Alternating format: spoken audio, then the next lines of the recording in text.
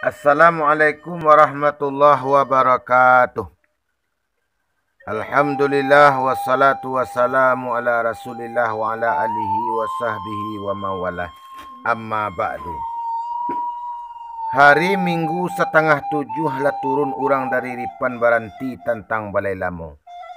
Lah tatagun oto je bendi sebab dak jalan lah bampang sedang kereta cepek lari. Mahadang kampung ranti kalak di balik negari kacang menampuh padang si Ombilin. Rami balainyo batu taba rami di anak rampitalah. Babelok jalan kasumpu jalannya taruh kamalalo mahadang taluk penyinggahan. Tagak di sandiang moro pingai hari nan sedang pukul ampek bulik negari sanyang bakar batang ayah menangah koto.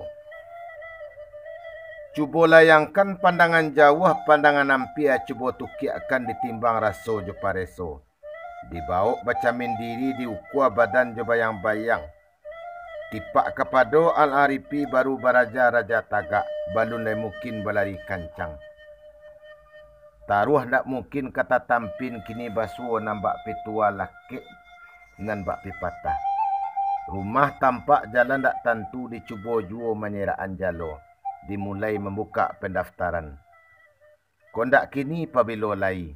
Di ansua balambek-lambek tolok dadu sanak mengembang lebar keuntung menjadi ladang pahalo. Nak duo pantun sahiri yang kapanan duo salabuhan. Rumah gadang di sawah sudut selanja kudo balari atau sing jendela papan. Bacamin taruh kabarando kateh kegantuang ciri kasuuk koto ilalang. Bebondong orang kabalai hari nasadang pagi hari. Lah ditimbang mungkin jo patui. Menerima santri jo santriwati keuntung alun ketinggalan. Kawan dahulu tentu capek tibo. Kami kudian menjajaki.